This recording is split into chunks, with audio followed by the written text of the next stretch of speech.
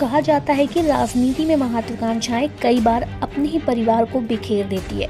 देश भर में माउंटेन मैन के नाम से प्रसिद्ध दशरथ मांझी, जिन्होंने गहलोत घाटी के सैकड़ों फीट ऊंचे पहाड़ को छेनी हथौड़ी से काटकर रास्ता बना दिया था।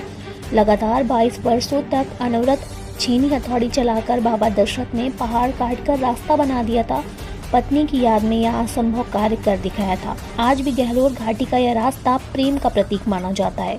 प्रेम की अद्भुत मिसाल पेश करने वाले उसी परिवार में अब आपसी लड़ाई सामने आ रही। दरअसल दशरथ मांझी के बेटे भागीरथ मांझी ने हाल ही में कांग्रेस का हाथ थाम लिया, लेकिन भागीरथ मांझी के कांग्रेस में शामिल होते ही अब भागीरथ मांझी की बेटी अपने ही पिता के खिलाफ चुनाव में ताल ठोकने के लिए तैयार नजर आ रही। दशरथ मांझी की पौत्री अंशु कुमारी ने कह दिया है, अगर जदयू ने टिकट देती है तो वो विधानसभा चुनाव में अपने पिता के खिलाफ मुकाबला करेंगी।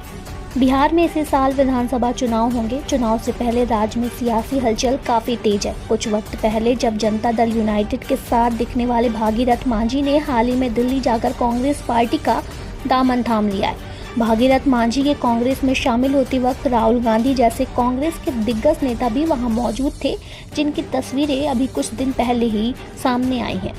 बहरहाल अब दशरथ मांझी की पौत्री अंशु कुमारी ने मीडिया से बातचीत में कहा है कि बिहार सरकार ने मेरे बाबा की मांग के अनुरूप सरकारी अस्पताल बना दिया, सड़क बना दिया, घर में नल से जल आ रहे, दादाजी का समाधि स्थल बना दिया, लेकिन परिवार से सिर्फ एक आदमी को आंगनबाड़ी सेवाओं में नौकरी मिली है, जिन्हें 6,000 रुपया मिलता है और इसी से घर चलता है।